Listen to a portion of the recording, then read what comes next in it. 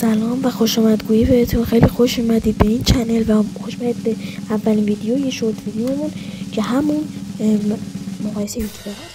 در این نام‌آوری دو تا از یوتیوبرهای خوبمون میکی کلافه و بنیامین بی که امروز با یکی از آنها خداحافظی میکنیم اومدیم سراغه و بریم سراغ مقایسه.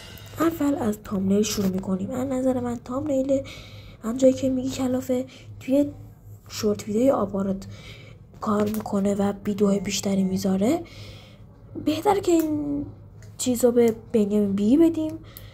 و خب میرسیم به محبوبیت. از نظر من محبوبیت میکی کلافه خیلی بیشتره توی هر جایی. با حال میریم سراغ کیفیت ویدیوها که این هم نیز به میکی کلافه میدم. چرا؟ چون که از نظر من ویدیوهاش هم کیفیت خیلی بالایی داره هم خوبه. و میریم سراغ فعالیت بیشتر. کدومشون فعالیت بیشتری داره؟ خب 100% بنیامین بی. پس این نمره هم به بنیامین بی میدیم. و میریم سراغ خلاقیت که اون هم نمره رو به میکی کلافه میدیم. پس متاسفانه باید با بنیامین بی خداحافظی کنیم.